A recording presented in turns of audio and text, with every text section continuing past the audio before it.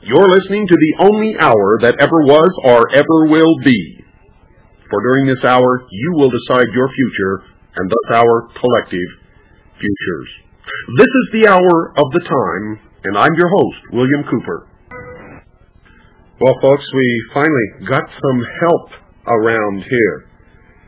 We have a young gentleman, college graduate, expert, researcher, who has come to be a part of the family and contribute whatever he can to the efforts of the Hour of the Time, Citizens Agency for Joint Intelligence, the newsletter, the research that we do, our video documentaries, everything that we do, he's going to have a hand in.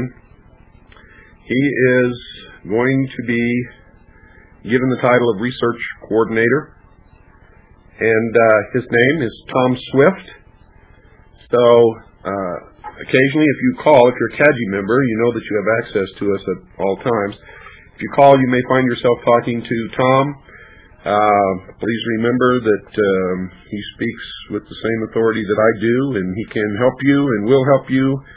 And if he doesn't know the answer to something, he'll certainly find someone around here who does.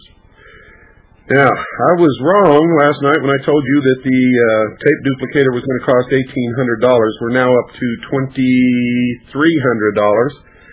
The one that we had ordered was back-ordered and would take a month to get here. And I know those of you who have already been waiting a long time for your audio tapes don't want to wait another month. And by the time it got here in a month and we got them duplicated and back to you, it'd be over a month. So we ordered the most expensive model because that's the only one that was in stock anywhere. I don't know why, but everybody's buying up all the tape duplicators in the country. It must be some reason for that. I don't know what it is, but I'll tell you, you're really going to be happy with the quality of the tapes that you're going to get. That we can guarantee. We're backloaded, back everything on everything. We're backed up, folks. So please bear with us. We now know why Stan retired. The burden of mail was so heavy, I don't see how he ever kept up with it. I don't see how he handled all the phone calls and kept up with the mail and duplicated the tapes and everything else. I knew he was doing a great job, but I had no idea what kind of a workload that he was carrying. And of course, Stan never complained. Never, not once. So Stan retired, and boy, when the full load of all of this hit us, and we realized what was going on, we began to scramble. So we're getting organization in place, we're getting systems in place. Tom Swift is now here to help us, and we purchased the tape duplicator, which should be here by the end of this week. We are beginning to send out the information packets now. So those of you who have been waiting for your information packet for a while, you're going to begin to get them here within the next week or two. And we're setting up a system so that when something comes in, it will be responded to and back out within 24 hours. I'm telling you, you have no idea of what's happening here. We have stacks of mail everywhere. According to the standard formula for figuring the number of listeners to any radio or television show based upon the number of letters received per week, folks, I got to tell you, if this is a true indication of the listening base of the Hour of the Time, we probably have approximately 10 million listeners worldwide. Now, when we first found this out, it sort of stunned everyone. We had no conception that this radio program was going to be this successful. We're getting calls from people in foreign countries who want to know the local number here of Swiss America Trading because they can't call from out of country on an 800 number. I am just blown away by the response. We have stacks of mail requesting information. We have envelopes and packages that people are sending us from all over the country and around the world of information and articles from newspapers and personal experiences. And folks, there's no way we can answer each one of you individually at this time, but we are working up a system where we will be able to in a very short period of time. And this is all, putting these systems into place and buying the necessary equipment is costing us an arm and a leg. We have another mouth to feed and shelter. And, of course, Tom has to have spending money and the things that everybody else has to have. And so we're scraping the bottom of the barrel. But to make this show work, we are willing to do whatever is necessary. Whatever is required, we will do it.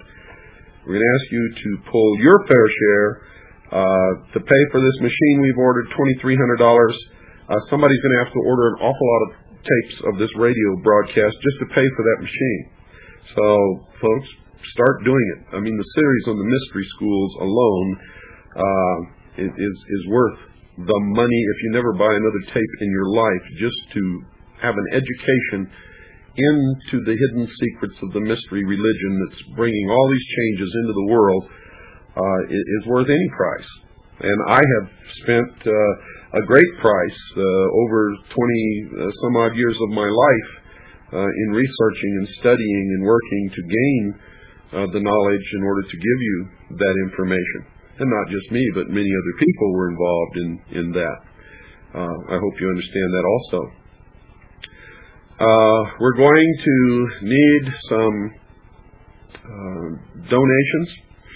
Any of you who feel that you're getting real worth from the hour of the time and that it's worth a donation from your own pocket to help us meet some of these expenses and be able to do the things that we need to do to keep this going. We've had to stop all research. I've had to stop all work on my second book. Everything has literally come to a stop except for the production of these programs and the dealing with the mail, just simply because of the amount of mail and the tremendous burden that has descended upon our shoulders, and the tremendous cost that is connected with all of this that none of us foresaw at all. We had no idea that any of this was going to take place. So please reach into your pockets if you can afford to make a donation. Make it out to Kaji and send it to CAJI, P.O. Box 1420, Sholo, spelled S-H-O-W, new word L-O-W, Arizona 85901. You'll hear that at the break, and you'll hear it again at the end of the show. But it's Kaji, C-A-J-I, P.O. Box 1420, Sholo, spelled S-H-O-W, L-O-W, Arizona 85901. Now, folks, I'm going to take you into the mind of someone who has been an initiate, an adept, a priest of the mystery school for many, many years. I'm not going to identify this person until the end of the program. I want you to see if you can guess who this person is and what this is all about.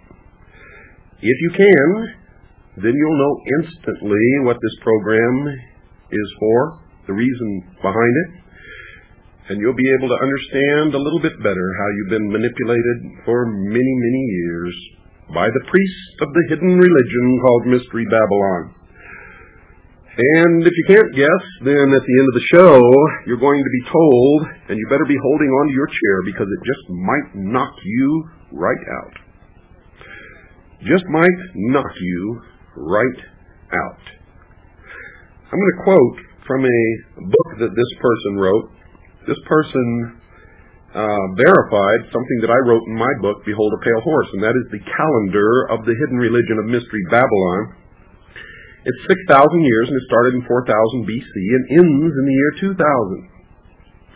Quote, "The Great Pyramid system of passages and chambers is a chronological graph that begins in 4000 BC and continues for 6,000 years." Unquote. Now, let's go to an interview that was conducted with this person by someone else, not by me. But I'm going to be reading to you word for word this entire interview, and this is going to take up most of the program, but this is going to give you a glimpse into the personality, the religious beliefs of the priests of the mystery religion, And you'll see sort of how they try to disguise what they really believe behind this aura of wanting to further the evolution of mankind and create some kind of a world utopia, which they know in their heart is a lie to begin with.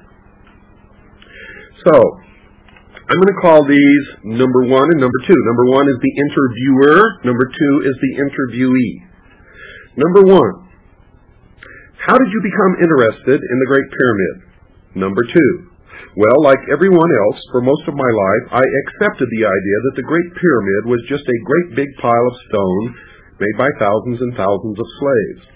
But I read a book in 1967 called The Ultimate Frontier. That book profoundly affected my life. In it, they made statements about the Great Pyramid being much more than a tomb. Point in fact, it never was a tomb for a pharaoh. It is a monument to mankind and human perfection. It is the oldest artifact of an ancient system of religious belief. Then I thought, that's something I can check out. I can see if the information in the Ultimate Frontier is true or not. I started investigating. I then learned a great number of things about the Great Pyramid. First of all, the ancient Greeks were quite right in calling it the first wonder of the world. When one considers the thought, preparation, and choice of site, one will see that the solid bedrock of the Giza Plateau, the only tableland within miles capable of supporting the weight of the structure, was the most intelligent choice. There is a fantastic amount of literature about the Great Pyramid. Therefore, it is not unusual that we also find a great deal of controversy surrounding it. The British in the 1860s were the first to study the ancient building in a serious manner. By re-examining the theories of the British, which were discarded by the experts of that time, the crux of my book began to take shape. Number 1. Does the crux of your book include the fact that the Great Pyramid may not have been built by the ancient Egyptians? Number 2. Yes. The British did not discuss that possibility. That possibility is my own bit of research. However, most people who study the Great Pyramid realize that the civilization we know as ancient Egyptian could not have built the Great Pyramid the way we know today. It would have had to have been built. You see, the building is built geometrically perfect, and according to our present conception of ancient history, the Egyptians didn't understand highly theoretical mathematics, obviously from the way the other 89 major pyramids in Egypt were constructed. The manner in which the other pyramids were constructed was a very haphazard way of building. They are copies of the Great Pyramid. The Great Pyramid itself is, however, absolute perfection in stone, both to the pi relationship, the relationship of a diameter to the circumference of a circle, and the golden mean, our phi relationship, with which we can divide a straight line so that a squared plus b squared equals c squared. The reason why it was structured is embodied in the word itself, pyramid, which means lights and measures. That there are revelation types of lights. The word for pyramid used by the ancient Egyptians was glorious light. And the word has meaning that there are revelations in the measurements. If you pursue this hint, so to speak, you find out that the builders of the Great Pyramid are the same people that wrote the original text of the Old Testament, and they laid out their plan in the Great Pyramid as well as in the Scriptures. I hope, folks, you understand the significance of that one statement, and there's much, much more to come. Number 1, who are these people? Number 2, my opinion is they were what we call Hyksos, or Hyksos, and we find traces of them throughout Mesoamerica, India, and the Middle East, in the earliest of times. The Egyptians had 2 or 3 different waves of Hyksos rulers come in. The word Hyksos, for many years, was translated shepherd kings, which is a paradox. You see, looking at life the way we look at it today, how could a group who were non-warlike come into a land and take over and run things without any fighting? Yet they obviously did, and these ancient builders had a profound influence wherever they went. The years of research I've done tell me that the Hyksos were a group of people who had in their culture information stemming from a previous civilization. I think that our view of history, saying that it started in the cradle of civilization, in Egypt and Mesopotamia, is wrong. The surviving evidence indicates both Egypt and Mesopotamia are actually later civilizations, remnants of a far, far greater early empire. And here, folks, we see in this person's philosophy the same philosophy that Hitler pursued. The myth of ancient Atlantis, or Mu, if you will, an ancient civilization which, when it was destroyed, left behind a remnant, a surviving element of that race, which is a super race, more intelligent, smarter, more worthy than any other race on this earth, if you will, the master race. And if you understand the esoteric meaning of what you're hearing, you are hearing Nazi philosophy, National Socialism, Hitler's vision of world history. And when you find out who this person is and what he's doing now, it will all come together. We continue.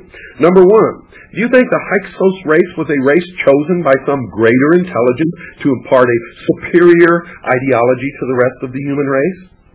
Number two, not so much chose, but actually chose themselves. All genius is self-appointed. I would say these people were a remnant from a previous culture, and they had something they wanted to do, and they embodied their thinking in their work, and they influenced people by their works. Folks, that's the Luciferian philosophy. Continuing. They came into the land, and there were already humans in the Nile Valley. But they came into the land in an unobtrusive and dexterous maneuver so as not to alarm the existing culture. They came in without fighting. They took the worst land. They didn't try to impress their knowledge on the others. They just did things in a better way. Soon the people in that area were paying attention to them. Once they gained the attention of the people, it didn't take very long before they were running everything, because they did everything with better methodology, which is the way life ought to be. You ought to show by example. Number one, what happened then? Number two, fairly soon after arriving, they suggested to the people that as life was now so peaceful and harmonious, it would be a happy challenge to build a monument to the future of mankind. In my opinion, the Hyksos philosophy and the philosophy of many modern people is identical in that human beings can be perfect if they work toward that end, and that is the heart and soul philosophy of Mystery Babylon, the mystery school, that man himself will become God. Wait until you find out who this is. Number one, what happened to the ancient tribe, the Hyksos? Number two, I think they are still in existence today and have not died out, but have gone underground many thousands of years ago. What we call Masonry. Freemasonry is an offshoot of the group that started out. The Hyksos group became what the ultimate frontier calls the Brotherhoods.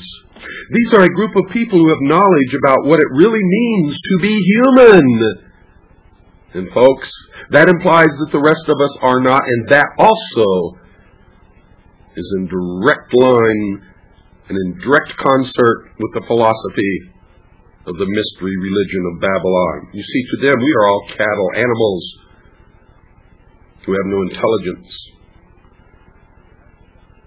Continuing, these are a group of people who have knowledge about what it really means to be human, to be a human becoming, to grow toward human perfection. It's a philosophical thing. These people still exist. They still band together in groups here and there, and they show by doing. Again, their lifestyle shows that they really have a handle on what life is all about. They don't try to impress others with numbers or with what they know. They just live doing something they want to accomplish while they are here. We know in Egypt these people formed secret societies, and that Pharaoh Akhenaten came up, quote, under the rose, unquote, out of one of these secret societies and took over the land of Egypt in a manner that forbids disclosure at a time in which the superficial popular theology left a want unsatisfied, which religion in a wider sense alone could supply. And there he has admitted that he knows the esoteric teachings of the mystery schools, their origin and their purpose. And if you've been listening from the beginning, now you know that this person is a priest of the mystery religion himself. Continuing, we know Alexander the Great wanted to get the knowledge of one of these ancient secret societies because he writes about it a great deal.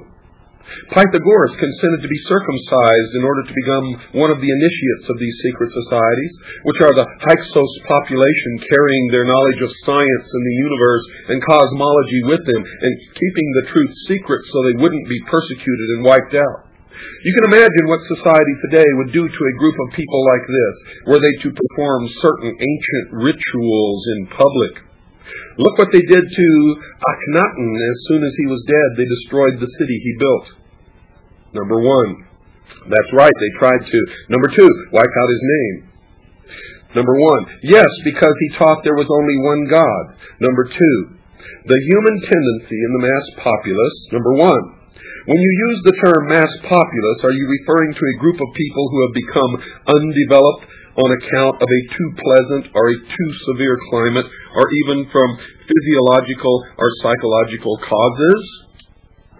Number two, the phrase mass populace was a term used by the ancient ones, which usually refers to those in a populace, in any country, who sit back waiting for some savior to raise them up out of their misery.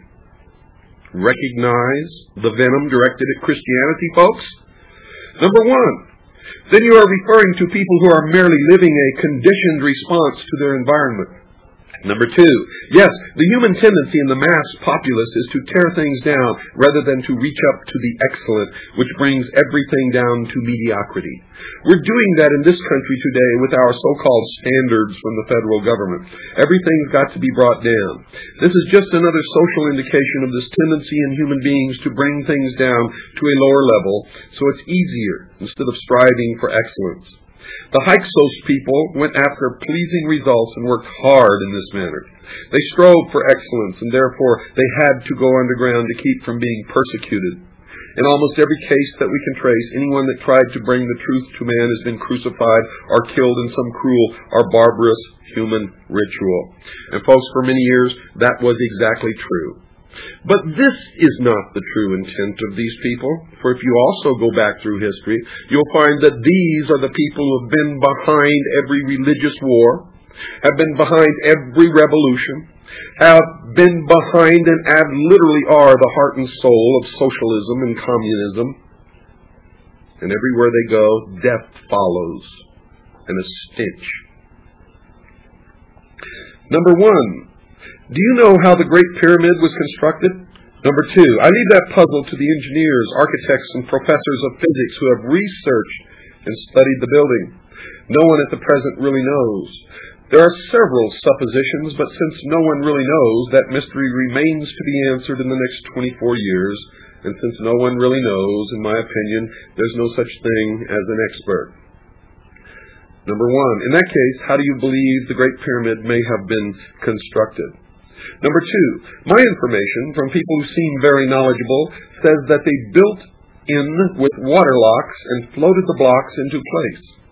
That's pretty hard to conceive of because they would have had to have been tremendous locks, because the Great Pyramid is up on a plateau at least 6 miles from the banks of the Nile River. Water with a series of basins and pipes that match the corridor in the chamber system of the Great Pyramid's interior system embodies all the laws of hydraulic engineering. For example, the Great Pyramid's Grand Gallery is a perfect vacuum bottle. And this pumping system, which I explain in my book as I explore the research work of Edward J. Kunkel, author of the book Pharaoh's Pump. Well, folks, it's time to take our break. Don't go away. We'll be right back and continue with this revelation after this very short pause.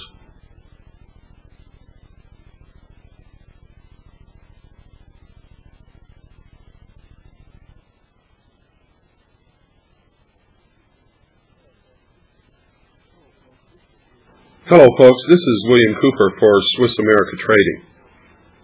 If you've been listening to this program for any length of time, then you, of course, know that I've been passing along information that indicates our country's in serious economic trouble. In fact, we're fast approaching a state of economic collapse. When this collapse occurs, the money as we know it will literally cease to exist. For the next 200 callers, listen very carefully, folks, for the next 200 callers, you can receive a free copy of Harry Figge's report entitled Tackle the Debt. In it, you will see for yourself just how bad Mr. Figge believes our debt situation is. But knowing we are in trouble isn't good enough. You also need to know how to protect yourself, and that is why I recommend Swiss America Trading for non-confiscatable, non-reportable hard assets. Call our friends right now at Swiss America Trading at 1-800-289-2646. They are our friends. If it had not been for Swiss America Trading, folks, you would not be listening to the hour of the time right now. Show your loyalty and help protect your future by calling 1-800-289-2646 right now. Don't procrastinate. They will not only inform you with this free Figge report to the first 200 callers, but will also show you how to protect your future. Call them now. 1-800-289-2646 doesn't cost a thing. 1-800-289-2646 and mention my name, William Cooper, and you will also receive a free newsletter on protecting your future, chock full of information that you need to know. When the dust settles and the country is at the level of bankruptcy, where will you stand? Have you thought of that? Will you be left holding the bag, or will you have protected yourself through non-confiscatable, non-reportable hard assets? The choice, of course, is yours.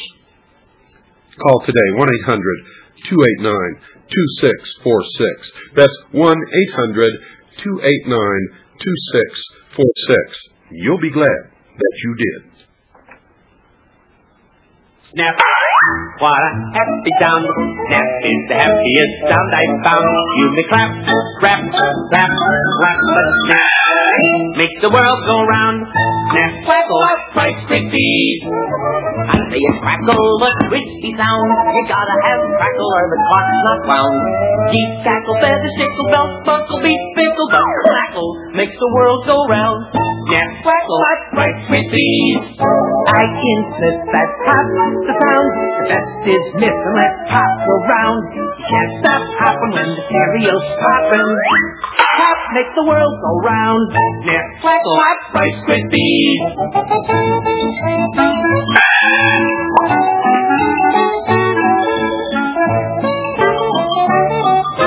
Snap, crackle, Rice Krispies. Kellogg's best to you. And we continue, folks. Number one. If this tribe of people, the Hyksos, caused the Great Pyramid to be constructed, did they know their message wouldn't be understood for thousands of years, or did they think that humans would grasp its meaning a little bit before that? Number two, I think it's quite apparent that they knew it would be grasped in the 20th century. I think that they laid it out so the core of their meaning would be picked up by those who really had the mathematical know-how. It wasn't until 1905 that we had the real understanding of gravitational astronomy, the astronomy involving the solar system and the movement of the Earth around the Sun, down so pat that we had all the answers the builders of the Great Pyramid had. They knew as much or more about today's system of gravitational astronomy as we know. Number one, do you think this falls in line with a number of other theories that humans were at one time visited by supremely intelligent beings from other worlds? Number two, I don't accept that thesis. However, I believe that there is life probably on every little planetoid in the entire universe. Life that is similar to ours, having a spiritual nature, but somewhat different in physical nature. No other beings from outer space ever came down here and cohabited with the apes, as Mr. von Daniken would say. I would reject that thesis, but on the other hand, I would say we are indeed created by another intelligence far greater than this planet or even this solar system. You know, it's a funny thing. I was once an atheist. I went through most of my college days as an atheist. I went through most of my college days as an anthropologist and didn't believe in a creative theory at all. But after studying for many years, I was forced to accept the fact that I obviously had been created, because it just didn't happen by chance. There's no way, I would say, that this theory that something in outer space came down and interfered is quite accurate in that respect. We are in the image of a creator of some kind that we can't even conceive. Therefore, we have the ability to do all kinds of fantastic things. I think there was a civilization 50,000 years ago in the Pacific, now underwater, that had in it achievements that we only think of today. Number one. Okay, just a minute. Let me backtrack here. At the beginning of the interview, you mentioned that you began your investigation of the Great Pyramid after you read The Ultimate Frontier. What's it all about? Number two. Oh, that's a big topic. The Ultimate Frontier ties together a history of this planet, the idea and purpose for mankind being a part of it, and a philosophy of growth towards human perfection, and how this philosophy is what life is really all about. The truth of this was lost when the great civilization on the Pacific continent of Mu was destroyed by a sudden cataclysmic change on the crust of the earth 50,000 years ago. There are a group of individuals who call themselves the Brotherhoods, unobtrusively working to uplift mankind back to this ancient wisdom belief, and the Great Pyramid is indeed a monument to this particular brotherhood. Number one, perhaps the truth is never lost. Perhaps as we evolve towards a true understanding of essentials, we suddenly find ourselves faced with a question where we discover that we have really understood nothing at all, and consequently have to begin learning all over again on a new and higher level. Perhaps the memory of the destruction of Mu and other catastrophic events is contained in the collective unconsciousness of man. Perhaps some humans, direct genetic descendants of the survivors of these cataclysmic events, carry in their bloodline a genetic mutation. Let me read that portion again, folks. Perhaps some humans, direct genetic descendants of the survivors of these cataclysmic events, carry in their bloodline a genetic mutation. Perhaps this genetic mutation was deeply imprinted into the central nervous system of some of our forebears who actually experienced and survived a sudden slippage in the Earth's tectonic plates or a supernova explosion. Such a genetic mutation passed in genetic structures or DNA from generation to generation may explain why some of us today are more acutely sensitive to subtle earth tremors than our neighbors. In any case, this book, The Ultimate Frontier, started your mental processes working along these lines. Number two, they were already working along this line, just like many peoples are without knowing about it. I had started into investigation of phenomena and mysticism on my own because my religious convictions couldn't answer my questions. Going to different churches and checking them out, I found didn't answer my questions as to why I am. I've always wanted to know why. The human physiology is a remarkable thing. Why should it be? Why should we be different than the animals? Why should we have these philosophies when no other animals has philosophy? I studied many of the standard religions, but they couldn't answer my question to my satisfaction. I didn't like the idea of blind faith. I didn't like the idea of blind faith. To me, blind faith is irresponsible and unreasonable. Then I got into science and became an atheist. I was working on a master's degree in anthropology and found that, just like the churches, the information from the scientific side fell short. They can't answer all the questions. In fact, the more we learn, the more anomalies we have, and we realize how little we know. Then my son, who at the time was 4.5 years old, nearly drowned. In fact, he did drown. He was full of salt water and unconscious for 45 minutes. He should by all rights have died. The year was 1960. I was eating at a restaurant on the beach when I saw him floating face down in the water. I ran across the beach, jumped into the water, handed him to my brother, who handed him to a strange old man who appeared to be a derelict. When this old man pumped out the water, I was in shock, one of my son, for the next 45 minutes. He refused to give my son to the ambulance crew and the doctor who arrived and pronounced him dead. The old man looked into my eyes and said, "This boy isn't dead. I'm going to bring him back." I told the doctor, let him keep trying, and the old man kept working. 45 minutes is a long period of time to remain unconscious without breathing. However, my son not only recovered without brain damage from that episode, but he told us in the hospital exactly all of the events that took place. From me running out of that restaurant, jumping across the breakwater, diving into the water, and handing him up to my brother. He recalled all of this as if he had been watching it as a spectator, and yet he was unconscious. I mean, he wasn't Gene Dixon or anything. That personal experience was positive proof in my mind that the human mind is a lot greater than that body. Number one, did it reinforce a previous belief, or did it really serve to allow you to see for the first time that there are other realities? Number two, it made me relook at some of my own experiences. It made me stop and think about a lot of things. For instance, the first thing it made me think of is when I was studying anthropology.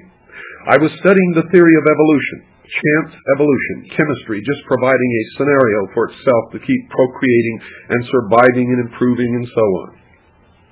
If we accept evolution as the ultimate answer, we have to accept a ludicrous notion that atoms, all matter, is made up of the atomic elements, can so arrange themselves as to be able to give themselves abstract qualities such as memory, desire, will, curiosity, consciousness, conscience, creativity, intuition, emotion, and reason. How can you get that chemically? You can't. It has to be something else that is endowed, and man is the only one that has it. A goat doesn't see the stars or know what's over the mountain or know anything about life and death. You see, but we do. These ideas were in my head, and intuitively I knew there was much more. But when that happened to my son, I realized that I, too, am a discrete bundle of mental energy. Only I didn't have that phraseology for it. I didn't know about what life was all about as I feel I do now. Number one, were you able to determine the capability of the human being to deal with all these diverse areas of knowledge? Number two, certainly I'm doing it and I'm nothing extraordinary. I am dealing with all of these areas of knowledge in a relaxed and causal and fun way. And I feel that I am growing. I am not impatient about my growth because I know that someday, if I continue to try to improve myself, if I continue to use those qualities of mind that I have, then I will become as perfect as humanly possible. Now, according to our basic beliefs in this country, human beings are created in the image of their Creator. To me, that means we have the same qualities of mind. We're certainly not the physical image, but the mental image. We have will, memory, desire, curiosity, consciousness, creativity, conscience. I've gone through those before. Intuition, emotion, reason. Those 10 qualities of mind are the same qualities as the Creator has. Perhaps we can never become absolute perfection as the Creator. Whatever it is must have been. I cannot conceive of the creative force, not enough to verbalize it and make sense to everyone, but I think we can obtain relative perfection and become one with the Creator by improving ourselves based upon what we have to work with. There's no limit to human abilities, to what humans can do. We limit ourselves by our own conditioning. Number one, do you think that most people are really trying to find out about all these things? Number two, many humans are. I would say there are millions of people who have an inner urging towards something better, especially in this day and age, because now there are more of them here. Out of the great majority, roughly 220 million people today in the United States, only about 2 or 3 million are really interested in what makes them tick. What is involved in life, the purpose of it all, and in really growing and building on their character. The other 200 and something million are merely living a conditioned response from their environment, and they don't think about it at all. Look, here we are in the city of Atlanta, a huge city. Look at the people walking back and forth. They're positive in many ways, and yet they never really give it a thought as to why they are, why they're capable of building these tremendous buildings and driving those tremendous vehicles they drive, and where they got this great gift of mind and how really little they're using it. They don't give it a single thought. Number one, Fundamental religion has been undergoing so many changes in the past few years. Catholicism has been losing quite a few members because those members say that their religion is not in tune with the times, and this is the case in many other religious bodies. Do you believe that formal religion is just not keeping in tune with the times, or has it ever been in tune with them? Number 2. Oh, considerably in tune. Essentially, it's this. The church for the last 2,000 years has done a remarkable job with what it's had to work with. Remember, they're dealing with part of the truth. Part of the truth. I've just finished this week a new book called The Life and Death of Planet Earth. Now, what it points out is that the absolute truth is what we're all trying to find out, and we prove this subjectively. We know it, and nobody can change our minds. Because we know it just like I know that fire burns my fingers because I've stuck them in there. You can tell me all you want, but I won't believe it until I do it. Knowledge is what we're seeking. The churches started off with a paradigm, a framework of understanding, and they had to work within that framework, and their framework was quite narrow. Then Jesus came along and broadened it tremendously. He resurrected the ideas of love and brotherhood, and working, you too can do as I do. He was showing by his lifestyle that you can be perfect. You can know yourself. You can know your Creator. You can know what it's all about. All you have to do is get off the dime and stop being so lazy and pay attention. That's what he was saying. Human beings have a tendency to want to put frameworks around things so they can be comfortable with them. So the early church put a framework around the truth. Theologians have translated and interpreted what has been said by all the great teachers until it's been quite distorted. However, even with all of the translations and misinterpretations of what was really said in the ancient times, they've done a remarkable job. They've done some bad things as well as good things in the eye of history. But the information is here. All you have to do is want it and dig for it. I found it. I found it for myself.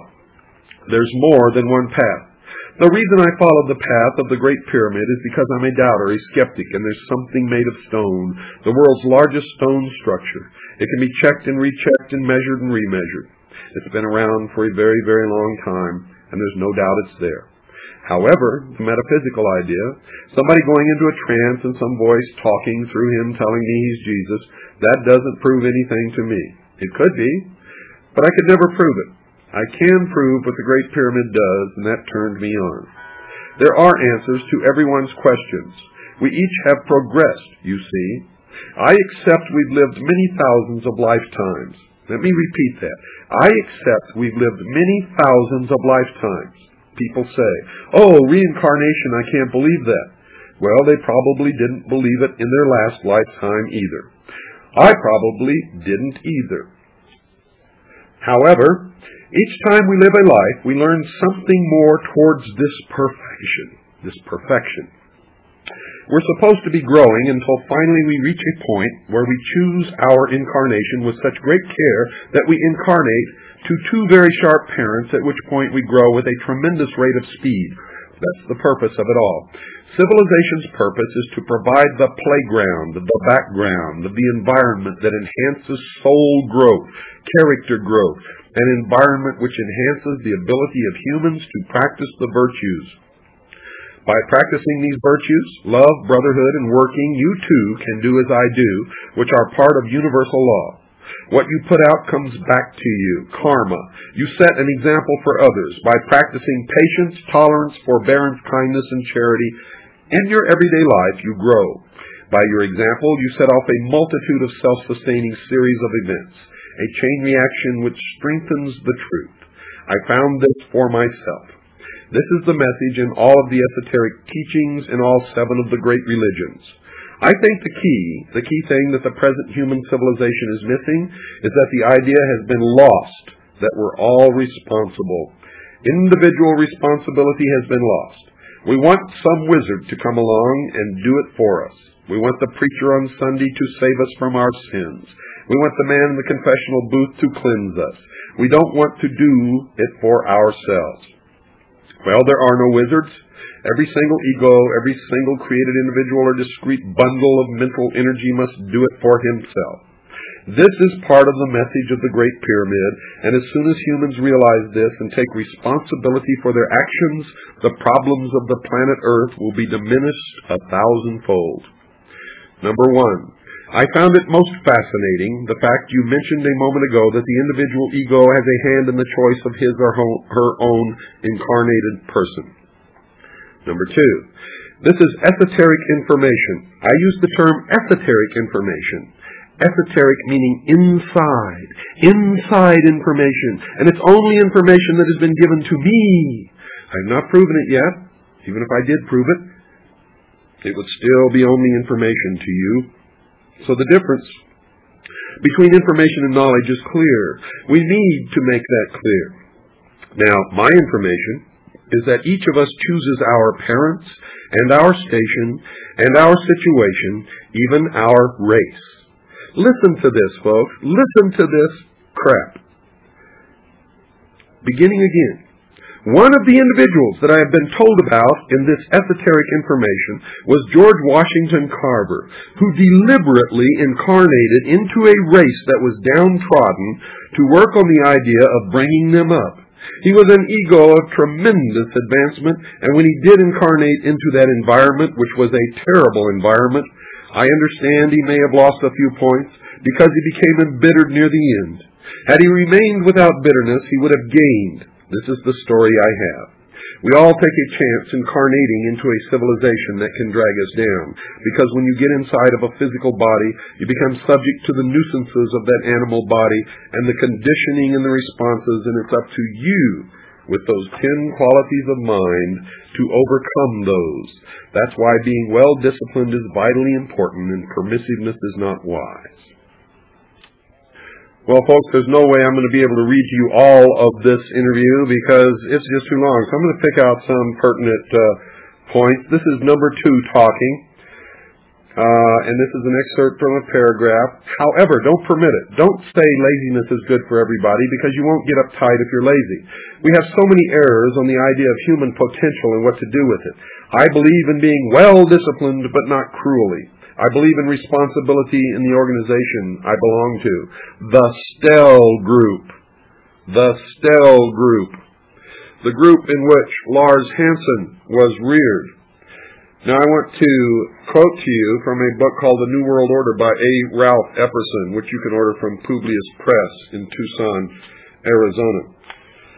On page 67 in The New World Order, Mr. A. Ralph Epperson has a direct quote from Etlal Kushana. He was the leader of the Stell Group. Mr. Tex Mars also has the same quote in one or two of his books. But I'm taking this from the New World Order by A. Ralph Epperson. Quote, Lucifer is the head of a secret brotherhood of spirits. The brotherhood is named after Lucifer because the great angel Lucifer has been responsible for the abolishment of Eden in order that men could begin on the road to a spiritual advancement, unquote. That is the teachings of the leader of the Stell Group, the group that this man belongs to.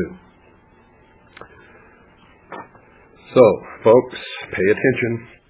This again is number 2 speaking. This is a part of the message, a band of men at the dawning of the age of Taurus, a more civilized age embodied in the Great Pyramid's mathematical code, to transmit to a generation of humans living in the age of Aquarius, something they felt was vitally important. The age of Aquarius began 23 August 1953, and this is a New Age idea. The idea that we can perceive and try to improve. Of course, there's still a larger majority of humans, even in the age of Aquarius, that want to drag people down and lower the standards.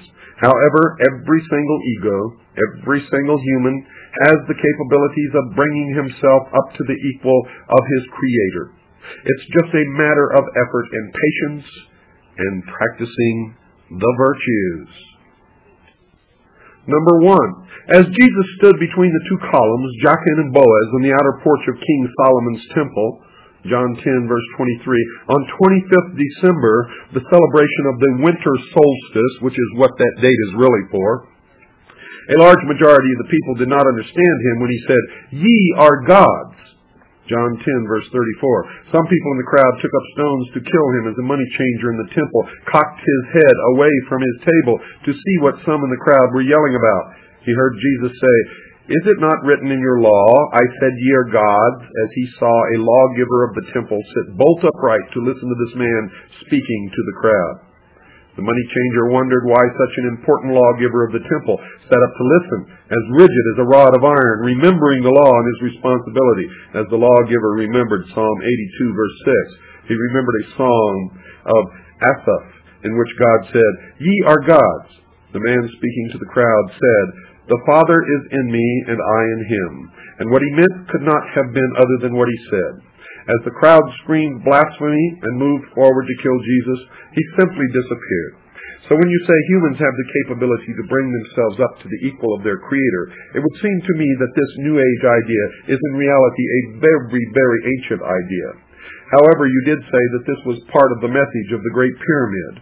But what about these ancient brotherhoods, these people who are responsible for all this secret type of teaching, which seems to be such a mystical notion? Are they still around today? Number 2, I think so, very much. In fact, I could say, I know it. You could say it's information now. The brothers are those individuals who have obtained a degree of advancement over other humans. This also is number 2. If you meet a brother and you get him alone and you say, "I've noticed about you certain things, and I want to ask if you are familiar with the Rosicrucians or the Masons or the Stell Group or the book, The Ultimate Frontier, or some of these metaphysical philosophies," you, when you ask, are allowing him to interfere in your environment. This is the teacher appearing when the student is ready. But unless you ask, the brothers won't help. And here's the crux, folks. Number 2. Yes, the 5th level of intelligence is responsible for the direct work with the planet, and they can make mistakes. The story of Lucifer and Jehovah is a tale of the mistake made by the angelic intelligence. The argument between the angelic forces on the 5th level of existence is that Jehovah, according to my philosophy, believed that humans could advance with a perfect environment, so at first humans were given the Edenic state. All they had to do was eat bananas, sleep, chase the girls, make love, swim, sun, and sleep. But they didn't grow in that Edenic state. They were lazy. All they wanted to do was eat, drink, make love, and sleep some more. They didn't want to grow. So Lucifer said, "We should help mankind grow. And you know the rules. We can't go down and do it for them, so we'll give them problems to overcome." And zap, like the thunderbolt of Zeus, Eden was gone, and we now have winters in Chicago, and man has to overcome. Now, folks, I don't care if this man worships Lucifer. I don't care if he believes what he believes or belongs to the mystery schools. You all know me. I believe in the Constitution and that we all have a right. But when he deceives and manipulates all of us, and when on June 8th, 1993, on Radio Free America, he said to the world that I am a CIA disinformation agent, and it's time that you knew who this man really is.